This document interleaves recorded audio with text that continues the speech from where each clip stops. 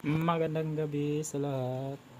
Dito na naman tayo para mag-share ng idea tungkol sa chainsaw wheel interval. So, very easy lang guys.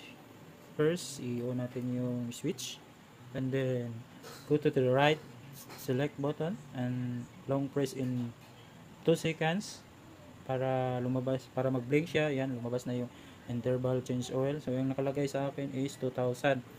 So, pag yan na yung gusto nyo, so pwede na nyo long press ulit yung dalawang button na yan, left and right, no?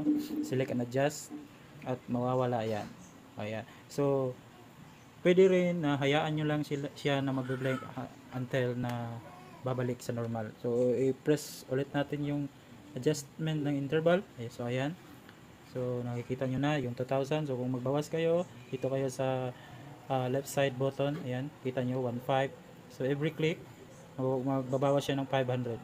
So, pag gusto nyo naman itaas, so, kanan na naman kayo. So, ayan, kita nyo. Every select, every pindot is 500. So, balik na natin.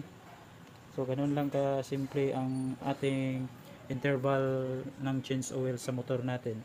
So, ito lang yung tips ko guys. Yung pinaka sagad na ni Suzuki Raider 150 Fi is 4,000. So sa akin pinili ko yung sa gitna, yung 2,000 lang.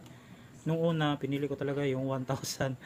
So, sa simula 500 talaga yan, pero pag na okay na, pwede ka nang mag-select hanggang 4,000 pinakasagad. Pag lumagpas doon, so which is not, dili na siya, hindi na siya safe para sa change oil, masisira na yung makina natin. So kung mahal nyo yung makina nyo, o mas lower, mas the better, no? So hanggang dito na lang guys, huwag na natin pahabain. Sana may nakututunan kayong idea tungkol dito para hindi kayo mahirapan mag-adjust. Kung bago ka lang sa channel ko, please subscribe. Ride safe sa lahat.